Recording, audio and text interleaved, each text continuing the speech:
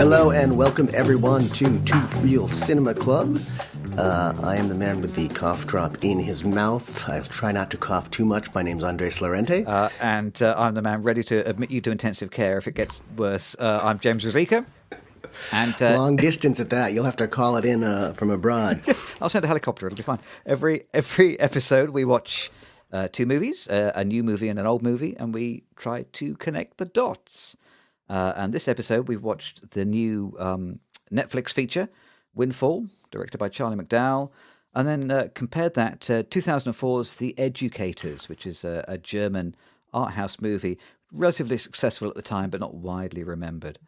We're also recording this just a few hours after the Oscars were announced. I'm not sure, is anybody going to remember the Oscars this year? Or people are just going to remember Will Smith cracking his hand around Chris Rock's face. I nearly said Kid Rock then. Will Smith punching Kid Rock. That I would pay to see. That would have been more rewarding, I think. Yeah. And very appropriate. Best slap, Will Smith. I have to say I did not pay much attention to it. I'd only seen a couple of films, and we potted about, we think, 3 or 4 of them at most. So I loved Licorice Pizza, and it won nothing. Yeah, which is a bit disappointing. And we did do a pod, though we haven't released it, about Dune, which we both found a bit disappointing. And that only picked up technical and music awards, editing, but none of the big gongs.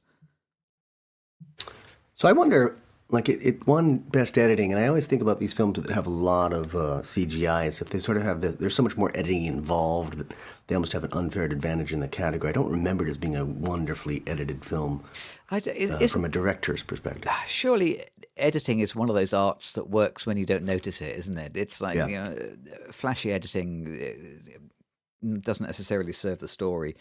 Yeah. So yeah, it's always it strikes me as one of those awards that's given to a really good film that people enjoyed but didn't win one of the other awards, rather than necessarily once you're singling a film out for good editing, it's maybe you're pointing too hard at the part that's supposed to be invisible. Sure. And then we had talked about Parallel Mothers with Penelope Cruz, who was up for a Best Actress. And I didn't even know that she was nominated until I watched the highlights reel, which was solely Chris Rock making jokes, because I think the joke preceding the joke that offended Will Smith was about Penelope Cruz. So, I do wonder whether for stunts like this, was that a spontaneous moment, or have agents made phone calls and planned this out for months? I don't know. I think it was a spontaneous moment. I did go back and watch it on YouTube. One day we'll make it, and we'll be able to see whether this whole thing is staged or not. We'll report back. Yeah. From what I'd seen online, it did not look spontaneous at all. It looked like I'm sorry, it did look spontaneous. Like he was really reacting to what Chris Rock had said. I'm sorry. Head cold still affecting me, I guess. So Windfall is the picture that we watch, which is a brand new Netflix movie. Directed by Charlie McDowell, who I didn't realize is the son of Malcolm McDowell and Mary Steenburgen. Stars Lily Collins, who is the daughter of Phil Collins. You have to ask yourself, how do these people make their way into the film business? It's very easily is the answer to that question. Slide right in. So it's been billed on Netflix as a Hitchcockian techno thriller. And I'm not sure I really know what a techno thriller is, but I do feel like a techno thriller should involve hacking, or a gun with a laser mounted on the top of it, or some kind of clever technology, or a spy satellite, or something. I'm not sure that techno thriller is quite the label that I would apply to it. It's a small scale Hitchcockian drama set in a single location, with 4 unnamed characters. So Jason Segel is kind of the lead. He plays a guy who's broken into Jesse Plemons' holiday cottage. Jesse Plemons is playing an unnamed billionaire CEO who comes to the cottage unexpectedly while Jason Segel is still there. He tries to escape unseen, fails, and so he decides he's going to steal some money, steal steal Jesse Plemons' gun, which is Chekhov's gun in this movie. And then when he discovers that he's been recorded on CCTV, he thinks twice about escaping with just a few $1,000, and he comes back and he demands $500,000. And then as a result, these three characters, they have 36 hours of waiting for the cash to be delivered while they sit inside a pressure cooker and stare at the walls or stare at each other. A gardener arrives halfway through, and he remains in the movie for about 10 minutes. And finally, at the end of the movie, when the money arrives, there's a bit of argy-bargy and a reversal and a surprise, and everything goes to hell. I must say, it comes in at a tight 90 minutes, and especially for the first 20 minutes or so, I was really enjoying this movie. But it did arrive in our house at a distinct, definite disadvantage. And the disadvantage was that we in our house, we watched North by Northwest about 3 weeks ago, which is Hitchcock's 1959 picture, the film he made after Vertigo and before Psycho. Like all of Hitchcock's films, it's a real sort of precision-tooled adventure. Very exciting, great story. And the final 10 minutes of North by Northwest are very much like Windfall, sort of compressed into a tiny little space. So at the end of North by Northwest, Cary Grant and Eva Marie Saint and Martin Landau, they're all in this little house, which is away from, out in the middle of nowhere, out in the mountains. And in that 10 minutes, there are, I would say, more surprises and plot twists and reversals and changes of mind and changes of heart and changes of side than there are in the entirety of Windfall. Yeah. And once you've just seen North by Northwest, a pressure cooker movie like this has got to make huge strides to impress you off the back of that 1959 film. So I feel like I'm being a little bit unfair to Windfall by watching it straight after Hitchcock's masterpiece. Did you feel like it was 90 minutes well spent?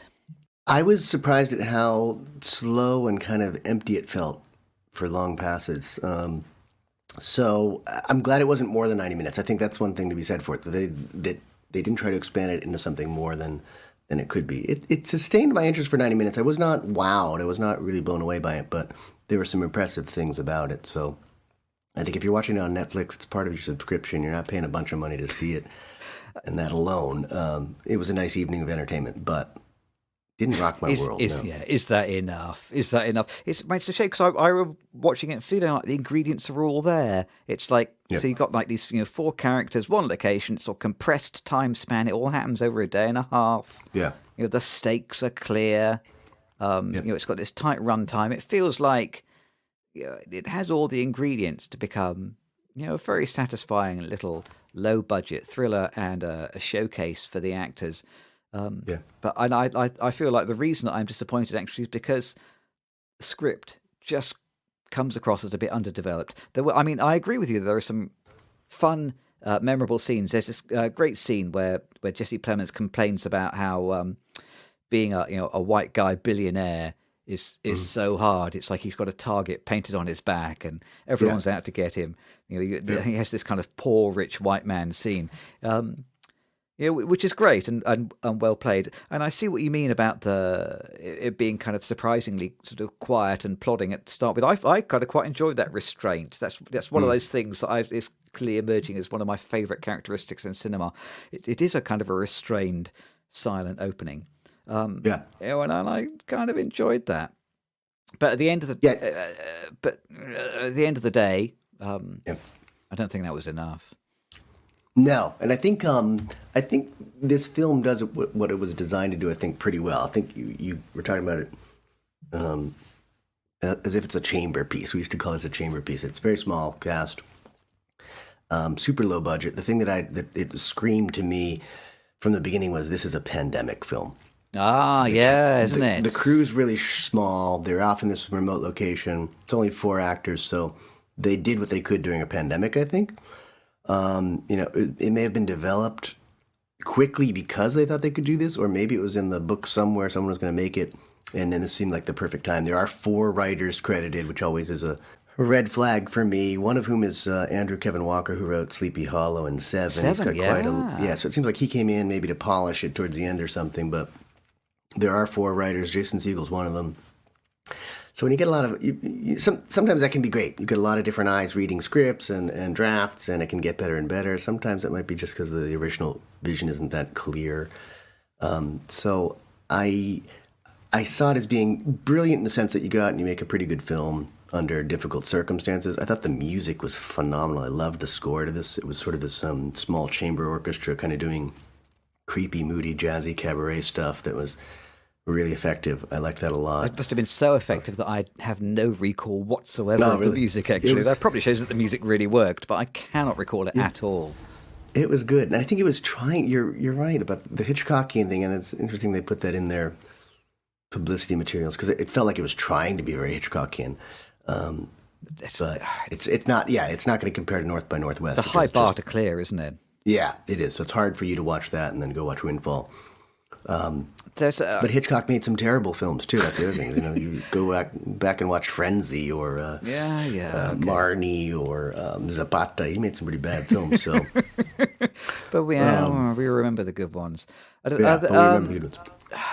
I mean, you're right that not quite enough happens. I kind of felt like even for a 90-minute runtime, there was about 45 minutes worth of story, and then a bit of chit chat in between, which I think the people making the film hoped would be philosophical and enlightening and challenging and clever, but I kind of don't think it is.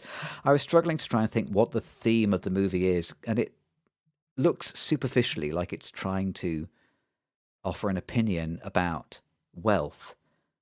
But I don't think it does. I think all of the characters involved don't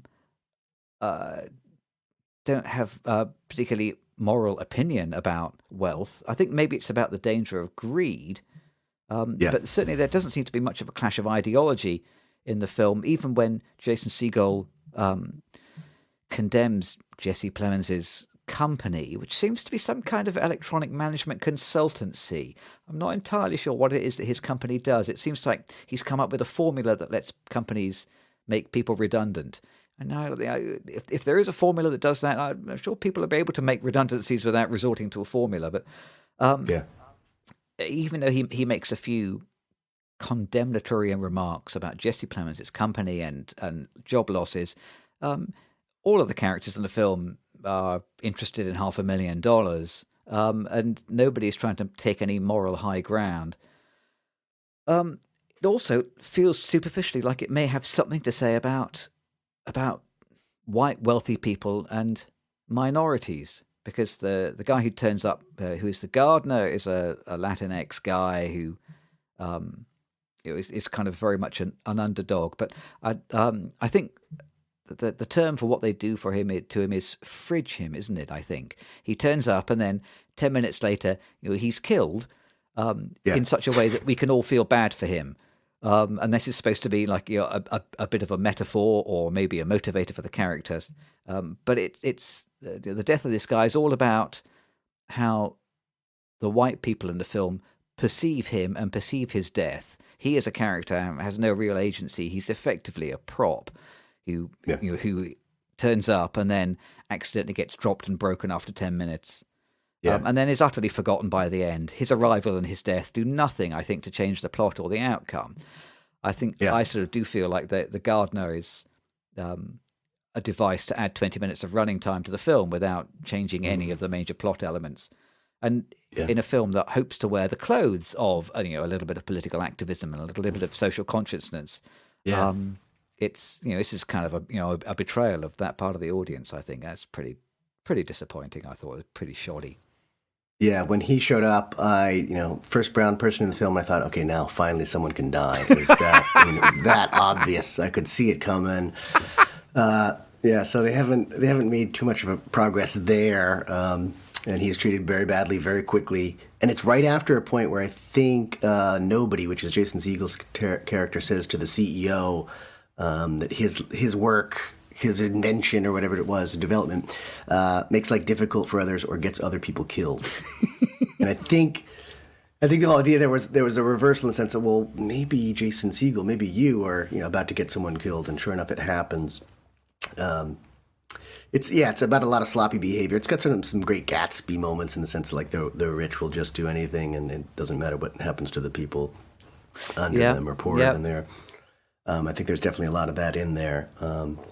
But yeah, it's not that strong in that. I think, and when we talk about the Educators, it's maybe too strong. These films kind of balance each other out in that way, in the sense that it was in there. There's a lot of sort of exposition, just talking about what he's done, but not really telling us exactly what he's done, I guess.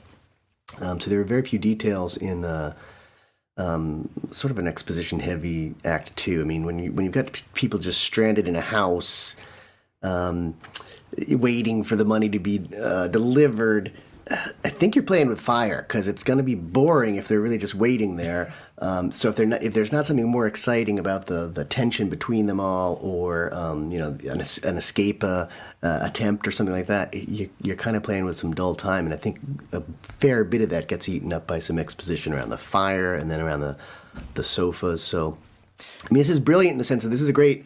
I don't think it's our first film for Charlie McDowell, but it's got the setup. You've got one location, so you're not worried about doing a lot of special effects or moving around. It's a chamber piece. You've got a limited number of actors, so it's a great low budget or early filmmaker film. But it's not super tense throughout, and it's really not that well written. I agree with you there. Kind of feels to me, it really reminds me of a student film, and that's not to disparage. Yeah. This film or student films, but it has that feeling of, my uncle has a nice property out of town. No one's there for 2 weeks. I'm going to go there with a camera and a couple of lights and 3 friends, and let's make a film. Yeah. And that's kind of what it feels like. After watching the film, I was kind of going over it in my head and just imagining what steps they could have taken just to improve the story. It's like, if only the gardener had attempted to do something. Then maybe he could have graduated to actually being a proper character and changed the story. Or maybe, the wife, there's a bit of a hint that she will kind of switch sides, but maybe she could like really properly switch sides and then switch back and make you think, was she just pretending before, or who is she really going to team up with? Even just something about the motivations of the characters that Jason Segel, I almost called him Steven Seagal there, which would make it a very different film. That would have been a good addition to this film. I have just discovered what would improve this film. So, Jason Segel. You can't say that too often about a film either. What this film needs is Steven Seagal. I was feeling a little bit like that. The reason that he stays and asks for money, is first of all because he's kind of, he's caught and he's a bit sheepish and sort of feels like he can't sneak out without being seen. And then he realizes he's been caught on CCTV, so he's going to be caught and sort of found.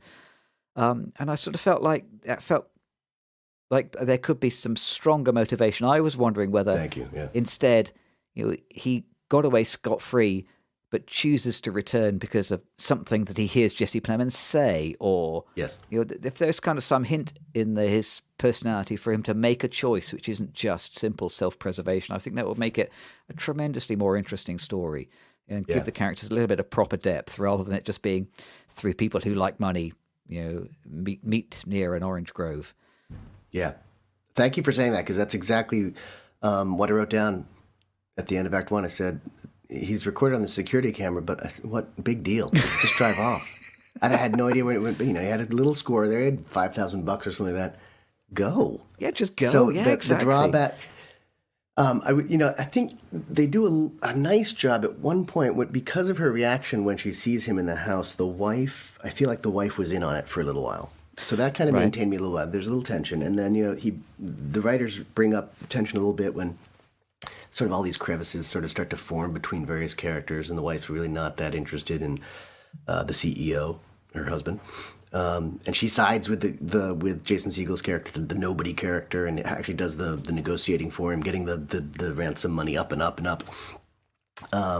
So there are these little fissures that seem like they're going to get kind of interesting, but they don't really take them very far, and I just couldn't even believe why he would have gone back to the house in the first place, and that just sort of lets you down a little bit. And they are playing with comedy a little bit. There's some lovely comic touches in there, but it does sort of make you feel uneasy. Is this supposed to be funny, or how seriously are we supposed to take this guy as a kidnapper or thief, because there's focus on him tying his shoes all the time, and Yeah. they're just these odd touches that are comic. So we know that we're really never in danger until the end. And honestly, I felt like the end took this easy way out, which was a little bit more violent than I think it needed to be, and it just felt odd. It felt really odd as an ending, and I was not satisfied by the ending. So, and it's not worth waiting 90 minutes for if it doesn't fit the rest of the story. Yeah. In fact, I'm thinking back to it now, listening to you explain, it does feel a little bit like the ending came from one pen, where the rest of the movie came from a different one. So maybe it has that disjointed reason because it's disjointed writers. It's a shame, and it feels like we've got talented performers, great opportunity. Here's a chance to make something. Like you say, for a low budget in the pandemic, but just a little bit more work on the script. I think this could have been something exceptional. But then we're writers, so we will always say that about every project. We will.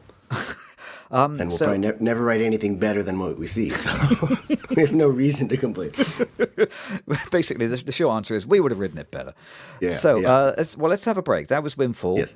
Which is Netflix's new feature. Still worth seeing. Hitchcockian, maybe. Techno, no. Thrilling, a bit. We'll have a break, and we will come back and talk about a film from 2004, made in Germany, The Educators.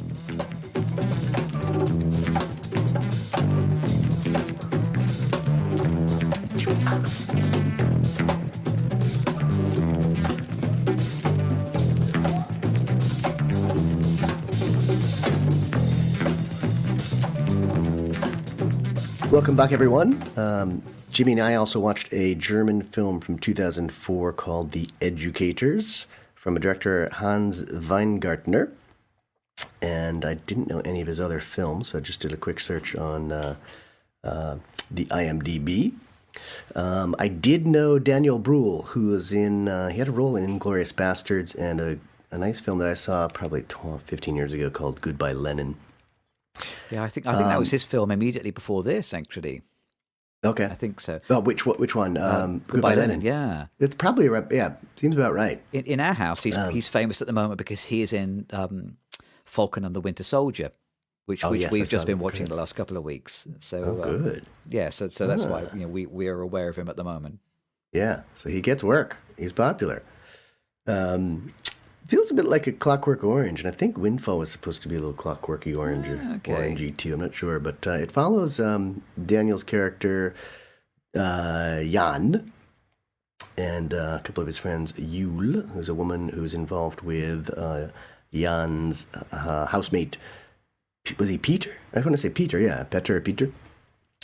And Jan and Peter are sort of involved in a sort of vandalism. They call themselves the Educators. They go into the homes of super rich people, and they don't really steal anything, but they do something that, when I was a teenager, we called constructive vandalism. I don't know if that makes any sense. We aspired to be constructive vandalists. We thought we'd go into homes and do random acts of kindness, so clean the house for them or do something odd, rearrange it. So that's what these guys do, is they just sort of pile things up. Wind back, you actually did that as a teenager. We had talked about it. I sort of got into trouble one night. We got in trouble one night breaking into one of our best friends' house. They were on vacation, so we went into the house just to do a little partying, a little drinking or whatnot, and then we were spied by the neighbors. But then we thought, okay, we're going to tell them we went in to actually stack wood for them, because we actually used to do that. Stack wood. Didn't get anywhere, so we just got in trouble. But we like to think of ourselves as constructive vandalists, and that's what Jan and Peter sort of are. They are really either financially or philosophically, ethically opposed to capitalism and its consequences. The film sort of opens after one of these scenes of constructive vandalism with Yule on the street. She's working on a petition drive to sort of close sweatshops in Asia or bring more attention to them. And this is kind of where they are. So it felt like a good late 90s, early 2000s film in that way. Definitely in the zeitgeist, as you will. Peter, he's into it philosophically, but he also seems to like to steal some things once in a while too. So he leaves the premises sometimes with a watch. In this, in one case, in the early part of the film, and Jan is really a purist. He just wants to make the wealthy feel uncomfortable and feel scared in their own surroundings. Peter and Yule are together as a couple. Would it be Julie, do you think, or Yule? I think Yule is. That's how I heard it. Okay. So Peter and Yule are together, but then Peter has to go to Barcelona and Yule can't go, so Jan sort of hooks up with Julie. They develop a connection when they're helping her move out of her apartment. She's basically broke because of an auto accident that she got into at one point. And then Jan sort of lets her into the fact that he's the Educators. Apparently they've got sort of this underground reputation already. They've been in the news. And he tells her that he and Peter are the Educators, and she wants to see a house that they're going to try and get into. But it turns out she remembers that the guy whose car she ruined and who has since ruined her life with enormous debt because she has to pay him back for his Mercedes or whatnot that she crashed into, he lives nearby. So they actually go into the house. They do an Educator's work up on the house, throwing a sofa in a swimming pool, jumping in, kissing, staying longer than they should. And they eventually have to go back to that house to retrieve a lost, forgotten item. And they get in trouble because the owner returns, and then we have another kidnapping. So we have it's similar, of course, to Windfall in the sense that they end up in the country or in the high Alps somewhere. It's wonderful. Austrian Alps, I think, yeah. Again, so maybe the filmmakers had an in with the... yeah, an uncle with a cottage. Perfect, yeah. Yep. So let's write a script for it. I mean, I've done the same thing, so I think it's brilliant. You're working with what you have, which is what you have. Very good. As they get up there, they sort of start to bond with, I think they call him Hardy. He's Hardigan, I think, yeah. Hardenberg. And when they start calling him Hardy, you realize, they kind of like this guy a little bit. Turns out that they smoke a joint with him, they're drinking wine, they're making dinner for him. You start to see people differently. I think this film does have some pretty good themes, I think, in the sense that we assume people are a certain way, and maybe they're different from what we think originally. So it turns out he lived in a commune himself. He's now a capitalist, of course, but I forget what he did. I don't remember what his job was, but he made lots of money. Yeah. They said, he claimed to make 200,000 euros a year. I think he actually made what they said was 3.4 million. Yeah. But he used to be like them. He's about early 50s, but they start to like him. And he starts to like being unburdened, being up in the mountains with these guys, even though they've got a gun at him all the time. He feels unburdened and even says so much. There's one point where he looks like he's going to escape, but he's actually just going out to get a good view, and he bonds a little bit more with Peter, and tells Peter, confesses that he feels like very free and unburdened out there. Similar to Windfall, there's some tensions because now Yule and Jan are together, and Peter's sort of finding it out. He's piecing it together, and Hardy's helping him piece it together. Peter actually leaves the kidnapping at one point, only to return. And towards the end, they sort of just get Hardy back home. It says, he says he's going to cancel the debt that Yule had with him, and that he won't turn them in. It's a wonderful. I actually liked this ending. It took me a little while to figure it all out, but I kind of like this ending. Is that he ends up indeed sort of calling the police on them, but they have left that apartment. They've ended up in Spain, where Jan has this idea to wipe out some telecommunications by attacking some antennas on this private island or something. And they've left a note, and they do this in all the houses. They leave a note saying, "Your time of plenty is soon to end," something like that. Jimmy, maybe remember. But this time they've left a note saying some people will never change, something like that. Yeah. That's what it was. And it's kind of, it was the idea that Hardy had sort of, even though he was briefly, reunited with his younger self and his less capitalist self, he kind of goes in and turns them in anyway. And also that they haven't changed. There's this point where they're just in their early 20s. You're thinking maybe they're going to change, but they don't change either. But they have escaped the scene, so the police find nothing. You're right. I assume that note solely referred to Hardy. Who is I think a great character. Actually, he's kind of ambiguous and complex and manipulating. and multi-layered. He's a terrific character, and I assume that note simply revealed their thoughts about him. But you're right; the note applies to them as well because they also, they it's not that they are unchanged, but they've retained their principles and their kind of moral center. Yeah, and one of the lines that I'd written down, one of the last lines, and this is perhaps why I thought that way, is because one of the last lines that I'd written down was, "The best ideas survive." Oh, yeah. So they felt like the quality of their ideas was stronger than his, and they were going to go on. And he probably felt the quality of his ideas after growing up, growing older, that his ideas were stronger so that they would survive. So just some general impressions. The Amazon version of this was not very, it didn't look very good on our screen. I don't know what that was. Well, I think originally it was just shot in standard definition digital video. Okay. So this is one of those films which is absolutely of this time. Yeah. So there's going to be, historically looking back, like a 7 or 8 year period when digital cameras were just about good enough to film a movie on, but not good enough to film a movie that still looks okay on a 4K screen now.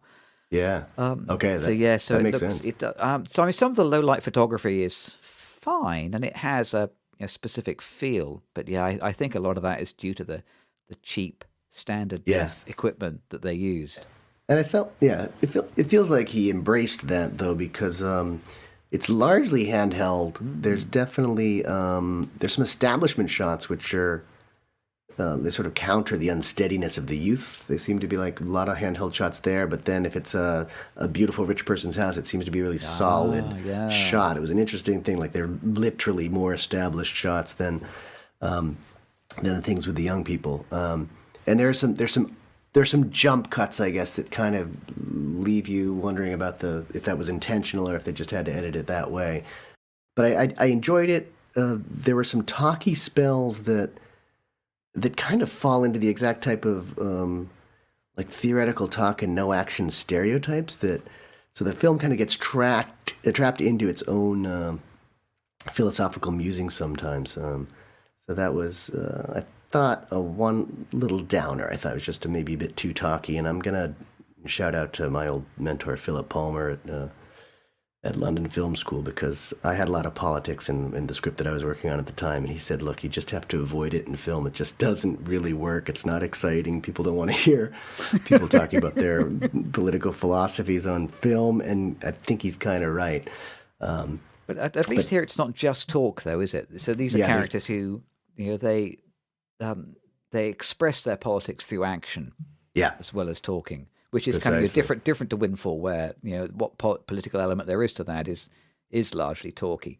One of the big differences, talking about making a film of its time, one of the big differences that stood out for me between The Educators and Windfall is that The Educators sees the characters focus on society, while in Windfall I think the characters focus on the individual. So the characters in the Educators, whether it's the rich guy or the poor kids, they're talking about the wider world and how they perceive it and their place in it. Whereas all of the characters in Windfall, effectively, they ignore the wider world and they're kind of just interested in themselves and maybe how they relate to the other people in the house. But I don't think the film is interested in society or the world. The wider world around the film. And that does feel like a difference between the world of 2022 and the world of the turn of the century. This whole idea of, it reminds me of Occupy Wall Street, this film. And is that still a thing?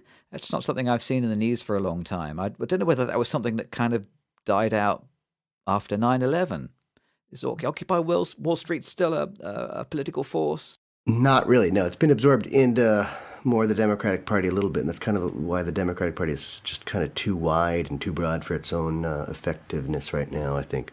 But I think you hit it right on the nail. And I think it's also perhaps a little difference between German idealism and American idealism. Yeah. It's much more me-focused in the American film, and I think the solidarity and the political cause is a bit clearer in The Educators for sure. Yeah, it's a European sensibility. I guess you're right. It's nice. There are some great scenes in this film, actually. Yeah. I mean, I do remember discussing Marx in the Cabin, but the break-ins are really exciting. There's real tension, there's feel of discovery, and it has this kind of semi-documentary feel with the shaky cam and Yeah. mixing the footage in with CCTV footage, and the romance that blossoms between Jan and Yule while they're doing this really exciting break-in. It just feels so real and believable. It's really tangible. I think it's beautifully portrayed. My little note I've written on my sheet here is that they look like they are living. It's this believable love triangle, and Oh yeah. there's just great chemistry between the actors, which makes it such a pleasure to watch. Actually, it's not just a film about ideas. The film does really respect the characters and their inner lives and their emotional lives. Yeah. So, and some great lines to support some of the themes.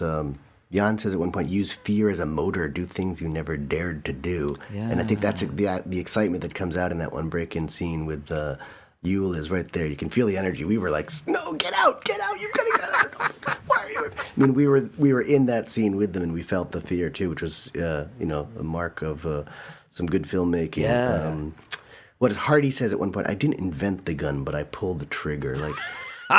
He got dragged into capitalism, and he's making it go farther, but it wasn't his idea, so he's passing the blame on to his predecessors, I think. And then, go ahead. I've written down some quotes as well, which is things like "everything you have, you stole." Is I think something that Yule tells him, which is lovely to see a little bit of Marx come out right there on the screen, and and then. His Hardy's riposte to that, he says everyone has the same chances, which is like that sort of Jordan Peterson philosophy, isn't it, about equality of opportunity, which is now kind of like a modern kind of alt-right sort of idea, isn't it? Actually, these ideas are still contemporary and still discussed. They are in the modern 2022 Twitter sphere. This film is not historical; it's actually still very contemporary. And then help me with the title comes from this one line, one discussion. I wrote down "reach one and teach 100," or is it "teach one and reach 100"? Yeah. So, and it seems like it's happening. That's the thing, is that Hardy's sort of coming around to them. They feel like they reach him, and then he's going to pass that on. So the idea is that if you can get this lesson to one person, it's going to actually reach a lot more people. And I don't know if it even matters which way you say it, but I think it was "reach one and teach 100." And Hardy's, it seems like he's on their side. He goes back to his own home. He sits around, has a few contemplative glasses of wine, and smokes a few joints or whatever. And then all of a sudden, he's back on the dark side. It's like a holiday. It's a holiday in Mark's land, isn't it? Yeah. For a week for him. So there's a lot of wonderful idealism, and then there's a lot of harsh and wonderful realism in this film, and I liked it. I really did. It was at 2 hours 9 minutes, maybe a little long, but it didn't, it wasn't dragging or anything like that. No, yeah, absolutely. I think it clips along, there's real excitement and there's real heart, real passion. One question I found myself asking was at the end of the film, I felt I really loved it, and I was asking myself, why wasn't there an English language remake of this film? Do you think there could be an American version of this film, or do you think actually that's kind of not possible? It's not possible to tell this story in the US. Great question.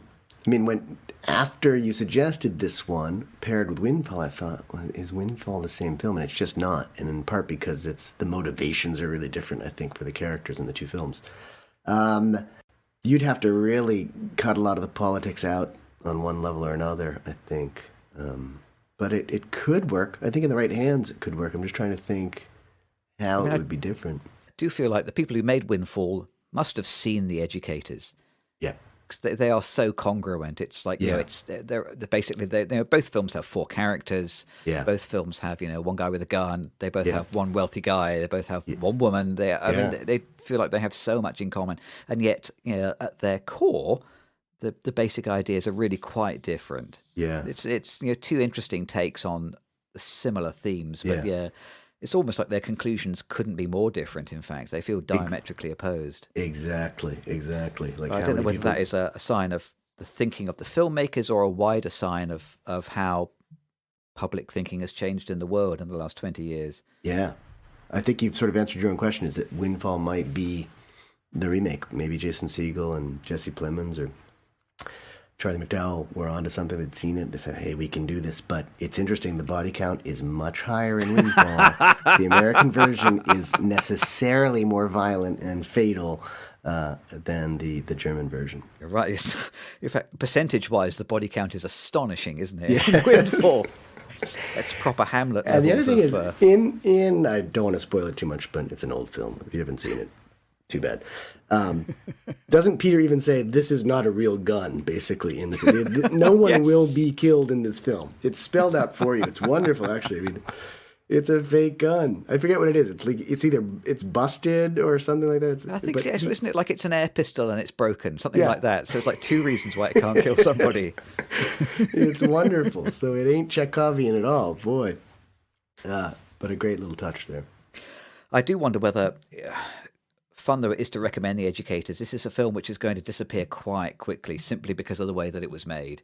I think unless there is a new effective way to upscale this old standard def digital footage, then I think there is a tranche of films from this era which are going to fade away and be forgotten, which is kind of a shame. Yeah. I haven't seen this film on the big screen.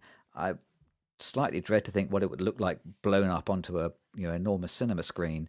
It's visually it's quite pixely to watch these days, and it's a shame if that is the factor which stops it reaching an audience. My last little note here, I wrote, feels like a film that should be shown in schools. And even though there's a bit of sex and there's a bit of drug taking, but I would be happy for my children to watch The Educators. I think it would be interesting to hear what they thought about it. Maybe I'll give that a try, actually.